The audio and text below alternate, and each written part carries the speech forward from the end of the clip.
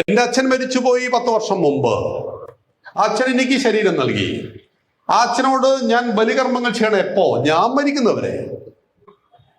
അച്ഛന്റെ കയ്യിലിരിപ്പ് പ്രകാരം അച്ഛന് വേറെ ലോകം കിട്ടിയിട്ടുണ്ടാവും, അല്ലെങ്കിൽ വേറെ ജന്മം കിട്ടിയിട്ടുണ്ടാവും. നമ്മുടെ കർമ്മത്തിനനുസരിച്ചാണല്ലോ നമ്മുടെ വിശ്വാസം, ജന്മം. അപ്പൊ പിന്നെ ഞാനെന്തിനാ ഇപ്പം ബലിയിടുന്നത്?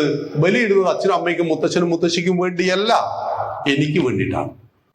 എന്റെ മൊബൈൽ താഴെ വീണു, അദ്ദേഹം എനിക്ക് എടുത്തു തന്നു, ഞാൻ താങ്ക്സ് പറഞ്ഞു. അത്ര മഹത്തായ പ്രവൃത്തിയാണോ ചെയ്തത്? ഒരു സാധനം താഴെ വീട്ട് എടുത്തു തന്നത്. പക്ഷെ ഞാൻ പറയുന്നു താങ്ക്സ്, നന്ദിയുള്ളവനാണ്. എങ്കിൽ ഈ ശരീരം നൽകിയവരോട് എനിക്ക് നന്ദി ഉണ്ടോ ഇല്ലയോ? ഉണ്ട്, ഉണ്ടാവണം. എപ്പോ വരെ?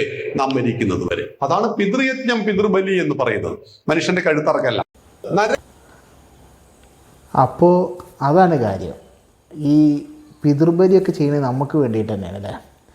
ഞാനും ആലോചിച്ചിട്ടുണ്ടായിരുന്നു, ഈ പണ്ടൊക്കെ ഈ ആളുകൾ ഈ ജീവിച്ചിരിക്കുന്ന കാലത്ത് അച്ഛനും അമ്മേനെയൊക്കെ ഈ ഗുരുവായൂർ കൊണ്ടുപോയി നടതള്ളുന്നു, അവിടെ കൊണ്ടുപോയി നടതള്ളുന്നു.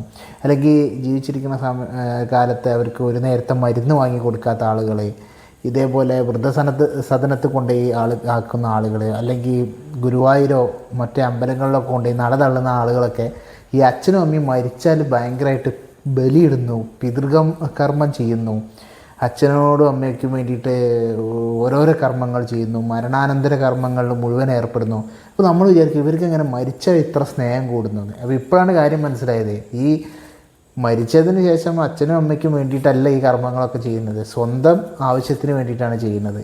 നമുക്കെന്തോ അവിടെ പോയാൽ കിട്ടും, അതിന് വേണ്ടിയിട്ട് ഏതോ ഒരു ലോകം ഉണ്ടെന്നൊക്കെ വിചാരിച്ചിരിക്കുന്നു മരിച്ചതിന് ശേഷം. അപ്പോൾ ഏതോ ഒരു ലോകത്ത് നമ്മൾക്ക് എത്തണം എന്നുണ്ടെങ്കിൽ ഈ അച്ഛനും അമ്മയ്ക്കൊക്കെ മരിച്ചു കഴിഞ്ഞതിന് ശേഷം ഈ പിതൃബലിയൊക്കെ ചെയ്താലേ ഏതെങ്കിലും മറ്റേ ലോകത്തൊക്കെ എത്തുള്ളൂ എന്ന് വിചാരിച്ചിട്ടാണ് ഈ ചെയ്യുന്നത്.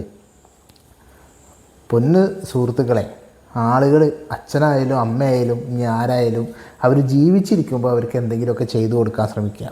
അല്ലാതെ അവർ മരിച്ചതിന് ശേഷം ആ ലോകം കിട്ടും ഈ ലോകം കിട്ടും എന്ന് പറഞ്ഞതിന് ശേഷം ഇതൊന്നും ചെയ്തിട്ട് യാതൊരു കാര്യമില്ല. തലച്ചോറ് പണയം വെച്ച പരിപാടിയാണ് ഇതൊക്കെ. ശ്രദ്ധിക്കുക.